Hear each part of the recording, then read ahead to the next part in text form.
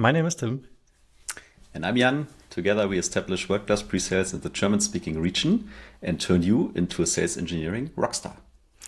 We help you unleash and continuously develop your pre-sale skills for more fun in the role, higher win rates, and of course, delighted customers. And today I am also delighted because today something happens which doesn't happen very often. We have a guest on the show. And he is the director of pre-sales and buyer enablement at Consensus. Maybe some of you have heard that already. And he's also a podcast host, mind you, a colleague, so to say, burning pre-sales and do pre-sales in a pod. Are they called? Welcome to the show, Mark Green. Thank you very much indeed, Jan. It's wonderful to be here. Wonderful to be guesting on what is now becoming an even more famous podcast. It's wonderful to see more and more people watching. Wonderful to see SE Rockstars, growing, and lovely to be on. So thank you very much. Fantastic. And it needs to be said, right? We were lucky enough to be also guests on your show. We talked about, it was discovery, and remind me, what was the other topic we talked about? The one that you brought in. Solve the problems of your customer. Exactly, that was the one. And afterwards, after we recorded those two shows, you started introducing us to a concept that got me quite intrigued. You started talking about the Trust Stakeholder Grid. And then I think we had a brief conversation around it. And I was like, geez, that sounds super interesting. Let's go a little bit deeper. But why not hit the record button so the rest of the world can also participate? So I would love for you, Mark, if you wouldn't mind, give us maybe a quick explanation of what the meaning behind that is. And then maybe we can go a little bit deeper and go into the details of what it means and how it can be useful for pre-sales and maybe sales and whoever this is for.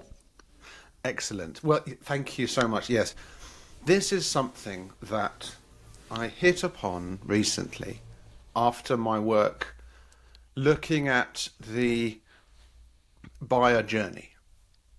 And of course, my job is fully focused on the buyer journey. My role is to enable the buyer through that journey, through all of those different departments that they pass through, unknowing, perhaps sometimes when they're receiving messages, through websites from marketing, and then they talk to sales and pre-sales and services and implementation and support. All that journey, when you look down it as a flow, that's where I live, and that's where I love what I do. Now, in terms of the people going on that journey, we talk about the buyer. But of course, it's very rarely is there one buyer.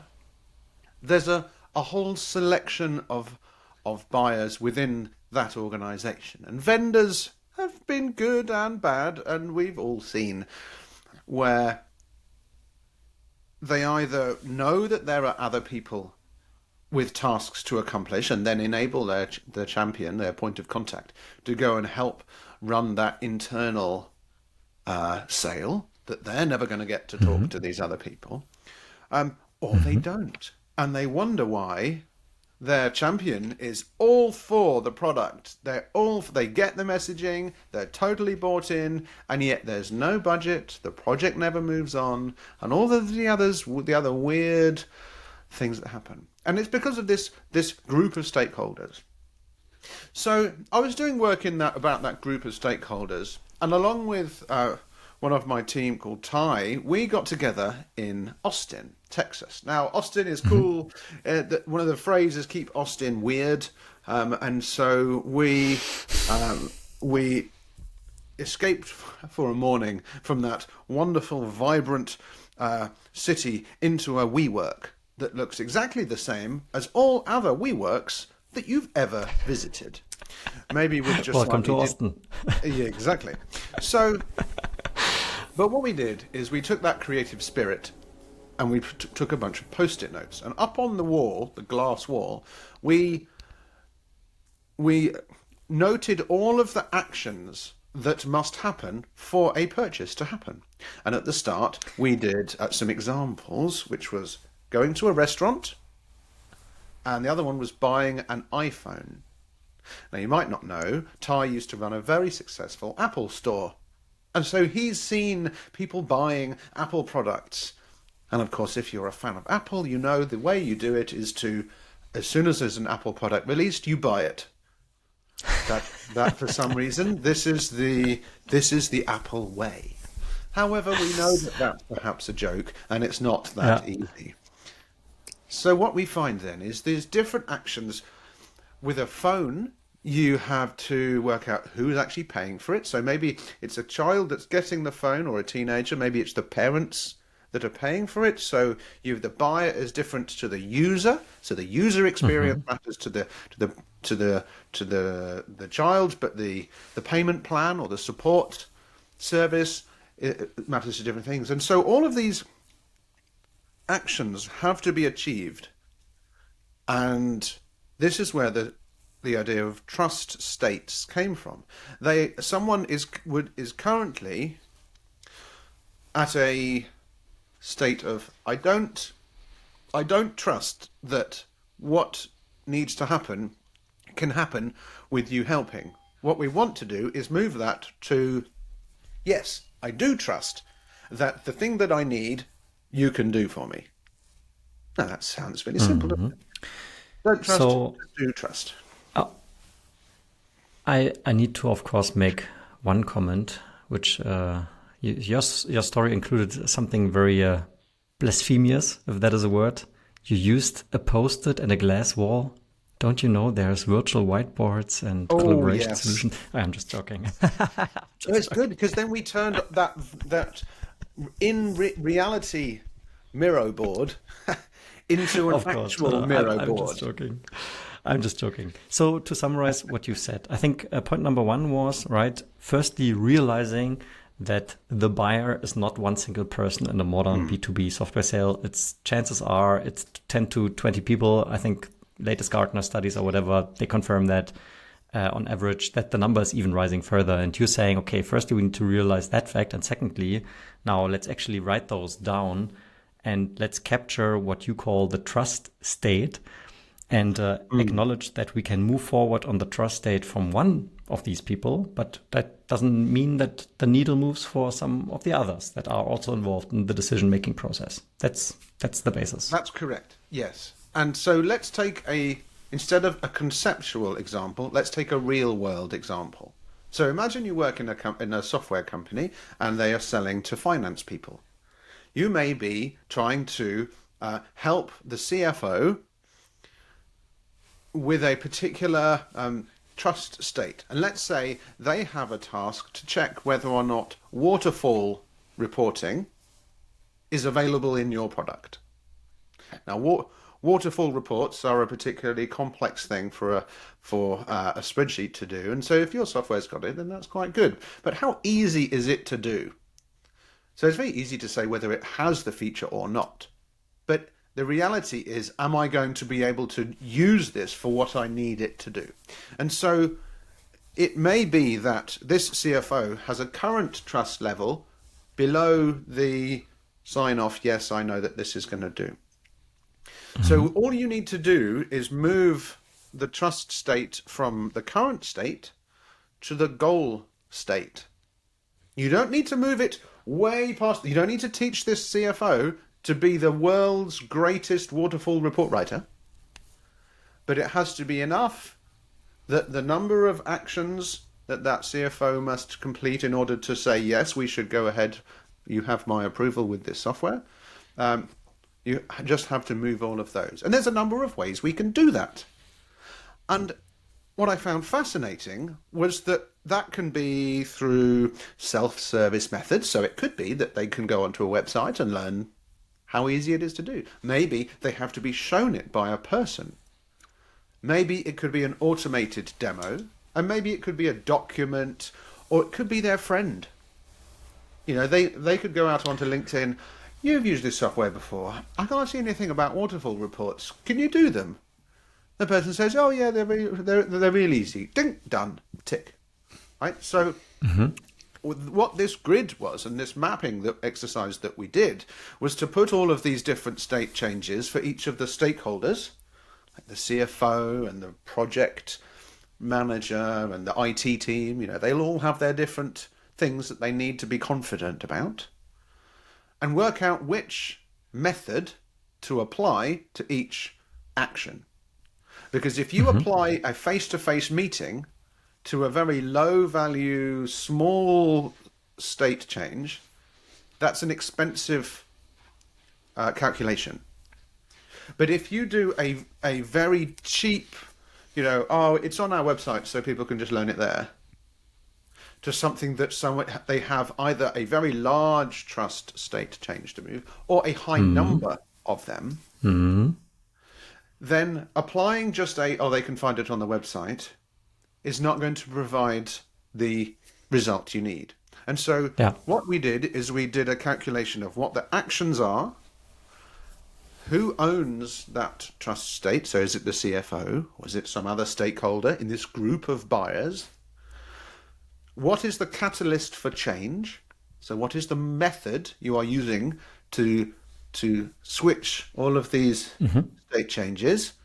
And then what is the associated cost to applying the method to each of those? And then you can work whether or not you're being efficient or just busy. Yeah. So here is why I really love that. I've seen it a lot in the past couple of years that when working accounts, there's quite frequently a sense of, I don't know the English word, it's like actionism. We need to do something. Let's do a workshop. Let's do X. Let's do Z. Let's do Y. Let's do a demo, Tim. Yeah, let's do a demo. Yeah, of course. Through lunch. Jan is hinting at my wonderful Arnold Schwarzenegger meme today, where Arnold Schwarzenegger is the SE in that story and is approached during lunchtime by the AE to do a custom demo. But that's a different story. Yeah, so it's obviously just such a stupid joke. But what I really like here is that we're now consciously measuring up what is the effort versus the impact of our things that we do. And I think that is not done often enough, if at all, mind you. Yeah, if at all. And it's obviously very easy to come up with great things that probably all will move the needle to some extent for different parts of this stakeholder grid. But really consciously, I mean, you go as far as saying we can calculate. I think maybe even in the first step, you can say, hey, can you maybe make a guess? Is it low, medium, high? And then if we do it across the grid, so to say, the stakeholder grid, we can come to a conclusion. Is it really worth our time doing that, whatever that is, right? You gave already plenty of examples there. So I really like that. I do have one question, which starts even before that. In order to compile this type of grid, I need to understand for a given account who these people are that influence or in the end make the decision. How can I ensure that this list is complete? Well, you can't, but the person that you're working with at the customer can. So you can come up with suggestions of people that they should remember to talk to. And in fact, you definitely should. Don't forget to do that. So you're right. But ultimately, it's that contact that's going to have to set up those meetings and have those conversations. So in terms of organizing all of the stakeholders, now it's very easy. Working for consensus, it's very easy to just fall back into, well, you could just send them a demo board and then see who they share it with. But in terms of a more broad answer,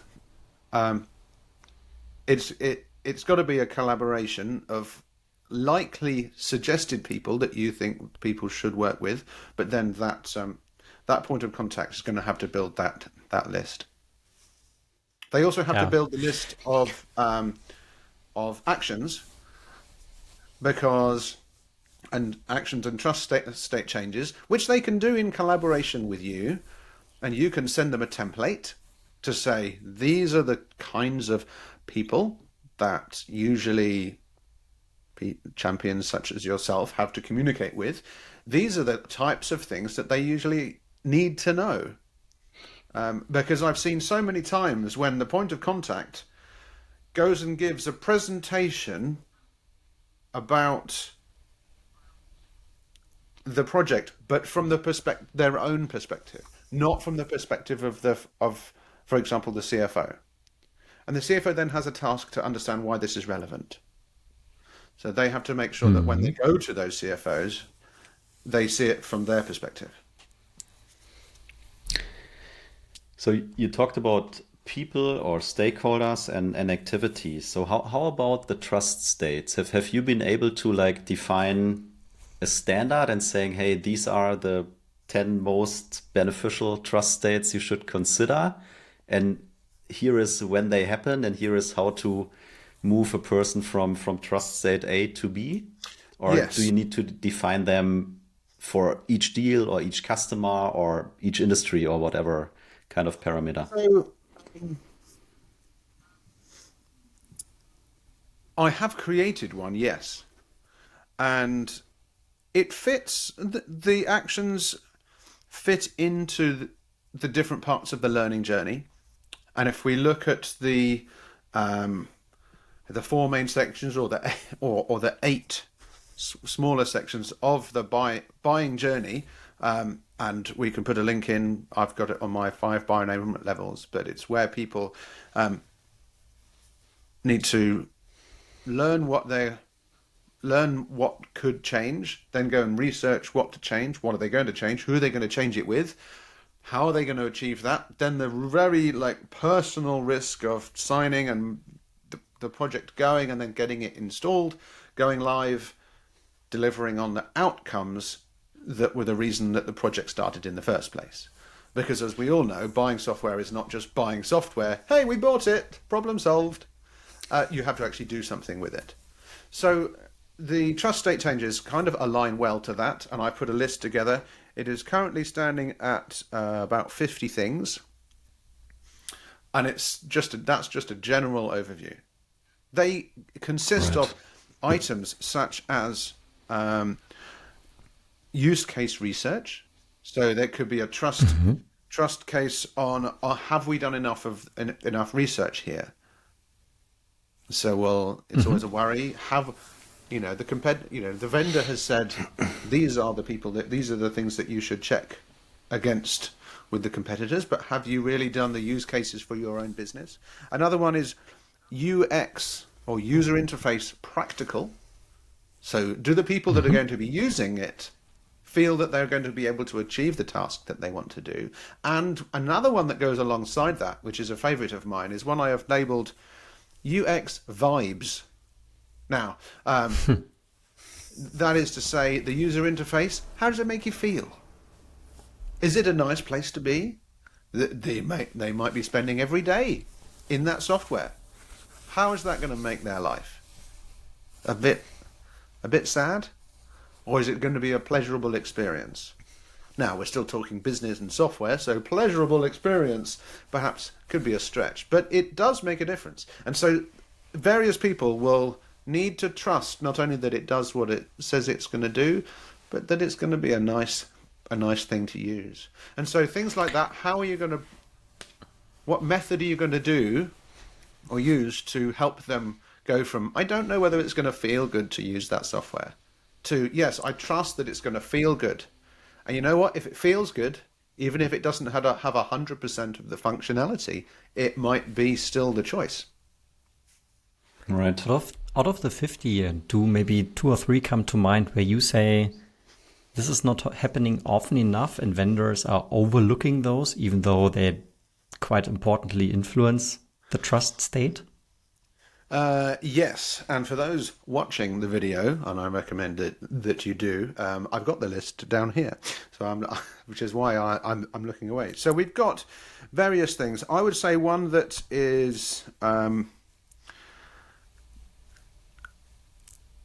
it's not forgotten, but I think it's not always highlighted by vendors as much as they should, is risk. Mm-hmm. So risk is a thing where you're reminding the buyer how bad it can go, how wrong this whole project could be,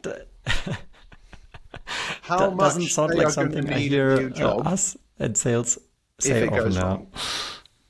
Yeah, And so that's something that even if you don't like the fact that about talking to customers and buyers about the risk that any project poses. If you're not talking about it, many people in that stakeholder group may have their "I'm worried" or "have we managed the risk" state change still at the wrong side.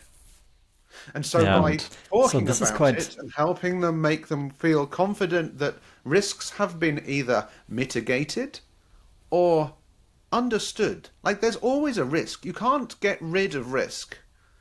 I'm sure there's many, I didn't want to say salespeople, but let's just say salespeople who say, oh no, it'll definitely go fine. Well, it is not always the case. So it's a level of acceptable risk. And It's so not. talk that through, move that trust state from I'm not sure to yes, I am okay with that. So people forget to do that one. And people forget as well that, take for example, a large software purchase project that I'm working on right now.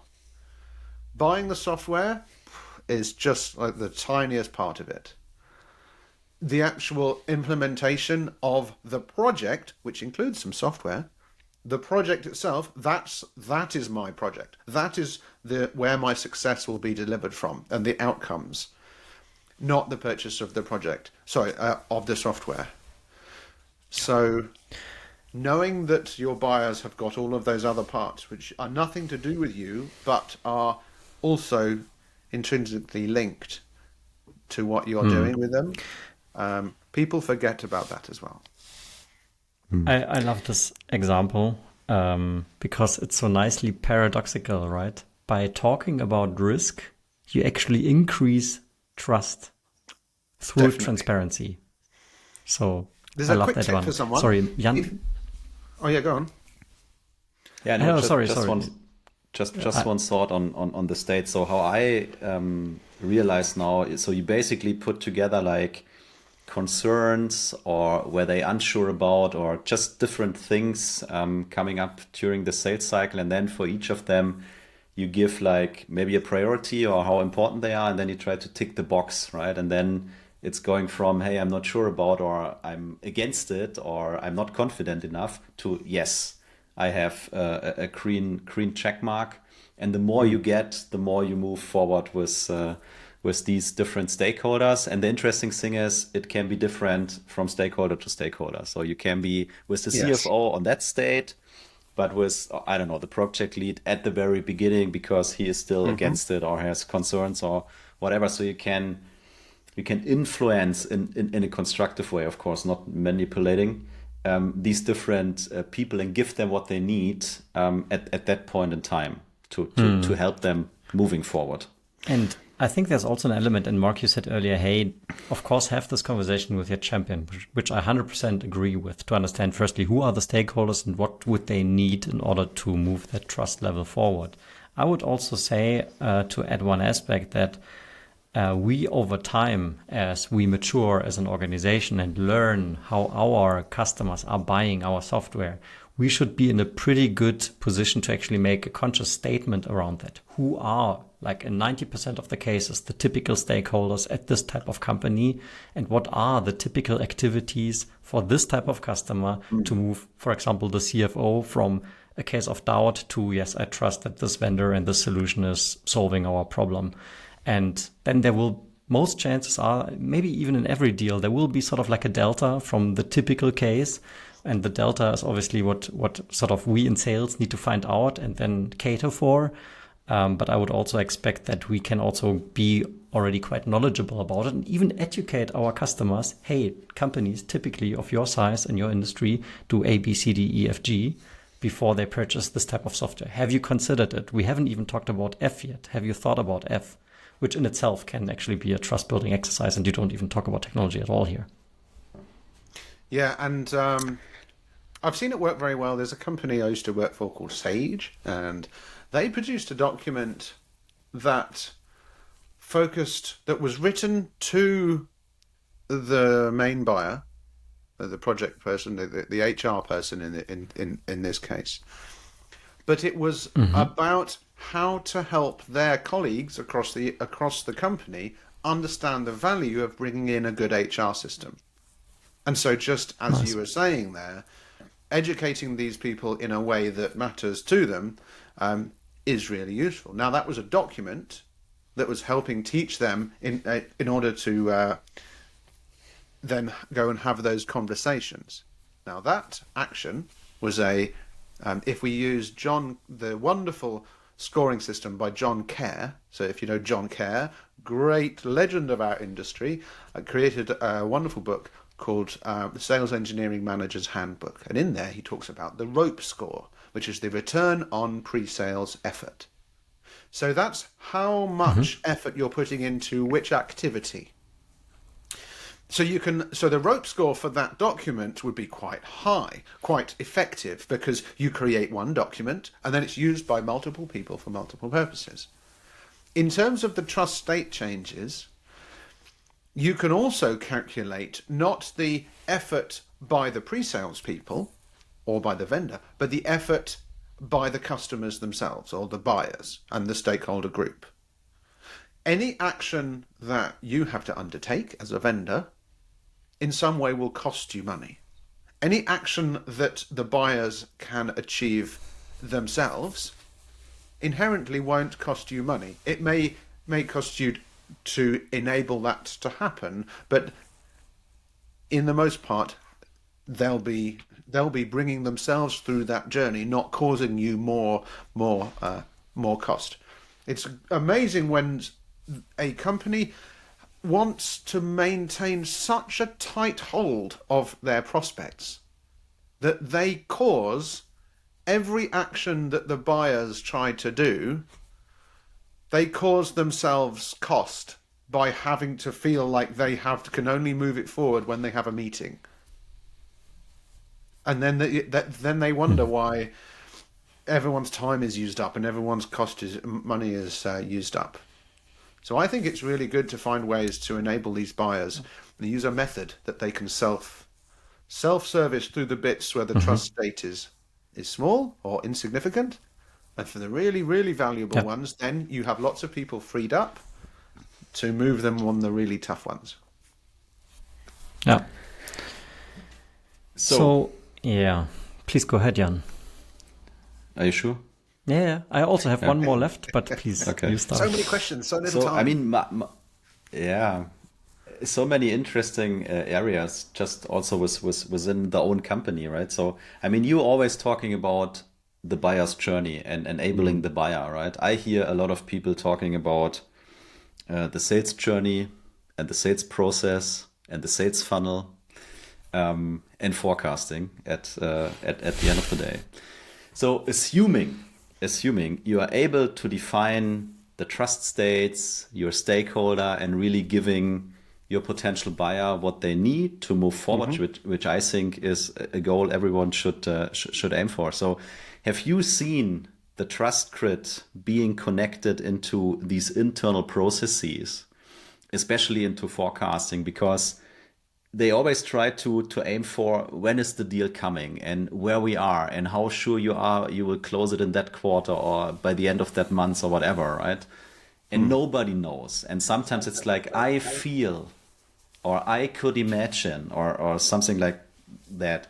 So if you would really have that grid in front of you, so knowing the stakeholders on the buyer side, knowing what kind of concerns you already have been able to overcome, I would assume you could give a much better conclusion where that deal really is and how realistic it really is to bring it home, but also to say, so what's left and where do I need, as the sales or the pre-sales guy, need help, maybe from my management or executives or whatever. So have you seen that grid idea connected to these internal processes of, for example, forecasting to make it better? No, I haven't yet. But I'm okay with that. It's a fairly new concept, but it is disconnected. So it's good. It would be good if we could find a way to remunerate salespeople based on the success of the ultimate project, of the outcomes of the project. But that's So you're saying very not unlikely. by making the sale, but when the value comes Exactly. in. Make Exactly. remuneration dependent based on the value. Okay. I'm running That's bold. this purchase project at the moment, and I'm just going to check. So you've got the exact number. So in my purchase project, in the project of which a software purchase is part of it, I have got about 100 items which I need to do, just under, and only about 5 of them are to do with purchasing the product. So this causes a disconnect between what the buyer needs and what the sales process is trying to achieve. So if there's such a big disconnect, connecting the buyer's needs to the sales process may be something too difficult. However, well, in terms of trying to change the sales process or understand, okay, well, we're trying to get it for the end of the month, can we do that? But helping the buyer with their overall project, which after all is a project intended to deliver the same results as the vendor is most comfortable with, because that'll be their area of specialism. They create software for that thing. If you're able to help the project move along, the software purchase will happen anyway. And it's that how self-service, how efficient can you help the buyers with their project? Because the smoother that runs, the faster and the more, the less of a big thing the sale will be. Even if it's a big sale. From the vendor's perspective, it's excellent, things are happening faster, you're closing quicker, but only by enabling the buyer for not just buying the software, but for their project. I'm not saying run their project for them. I mean, hell, if you want to do that, make sure you're charging them. But certainly you can help in that way. Yeah, but it's a different mindset. It's a different mindset because your question is totally different. Because your question is basically, what do I need to do to make these guys successful, and not what do I need to do to make the sale? And that is fundamentally different. So that's why I'm truly believe, listening to you, if you could apply that grit and the thoughts behind into your internal processes, it would massively help your organization to perform better by just doing the right things and ask different questions. But the result will be far better than just aiming for the next sale. Got it. So hopefully we will see it somewhere soon connected to these internal processes. That's one of the reasons I'm so proud to work where I do. And this is not an advert. It's not this is a podcast where I've come on as Mark Green rather than hey, we've got like consensus advertising. That's not a thing. But I did join the company for a reason. I joined the company because I'm absolutely passionate about focusing on the buyer. And I saw it at Sage when I put consensus in there, and it was so much of a passion. It enlivened me so much to see the difference that we could make. I upped and left a very successful job and went to follow my dreams. And what's nice is consensus it's not a complex, it's not difficult software. Like, you could have a go and you could figure it out. Like, it's not hard. It's got some cool stuff in, but we're all clever people. We're all adults. You know how to click through some pages. But it's the way in which we help people with the whole project. Because, of course, demo automation is not a thing that's been around for very many years. And so we've got a whole bunch of experts. And we help people with their projects. And we stick around. Our CS people just have regular meetings, weekly, monthly, whatever. The fact that we do that means the projects succeed, and the software helps that. So I like that we do it that way round because that aligns with my personal goals. Yeah, no, that's fantastic. And I mean, I would even say that was a great closing remark. And I will say one thing: seeing the title Director of Buyer Enablement is not something I have seen in many, if at all, any SaaS company. So that is quite unique, and that speaks towards what you have been now saying, Mark. So I did say earlier, Jan, that I also have a question, and funny enough, I had the exact same question, so that one has been answered. Fantastic. But of course, I have one more up my sleeve. Excellent. And now, Mark, this one is for you.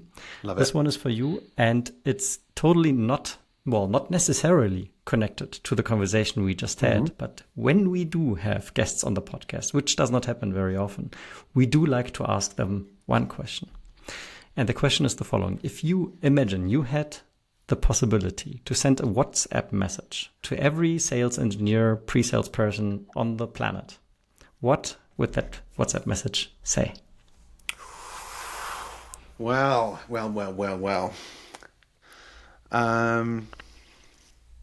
That's a great question to bring into a podcast. Brain teaser, isn't it? Yeah. I've set the trap for you. Big fan of WhatsApp. Not just because you can send videos, and of course that's our bread and butter, but I think that if I had the opportunity to send one WhatsApp to everybody, it would not be something to do with how to be better at their job or how to, use software in this way or present in a different way. It would just be have the confidence to follow what makes you laugh and smile and joy, actual happiness. If you find something that you can do, have the confidence to say, I think I'm going to go and do that all the time. And you may end up in a different job, in a different company, in a different industry. I've changed. I used to be in the IT industry. Now I changed to pre-sales. You will change, and then you'll look back, and you'll be really pleased. So that short thing, follow. Follow. Sounds cheesy, doesn't it? Follow your dreams, but have the confidence to take the step, because I did, and it is. It's amazing. It's absolutely amazing. I wish that happiness on everybody. I think that's a wonderful message, and I don't think it sounds. I mean, yes, I see what you mean. A bit cheesy, but I think the underlying message, absolutely true. But it's the confidence. Yeah. Because it's scary, right? I can identify with what you've been saying, absolutely, and it requires confidence because changing something takes sometimes risks, insecurity, and so on. So, 100% on board. Thank you, Mark, for that one. Nice one. And with that, I will say this has been Pre-Sales Unleashed. This is your podcast for sales engineering and B2B software sales with Jan and Tim, and today, of course, Mark. If you want to unleash your pre-sales skills, or if you're a leader and want to do that with your team, feel free to reach out to us directly on LinkedIn. Glad you could join us, and until next time, cheers and bye-bye. Bye-bye. Thanks, Mark. Bye-bye.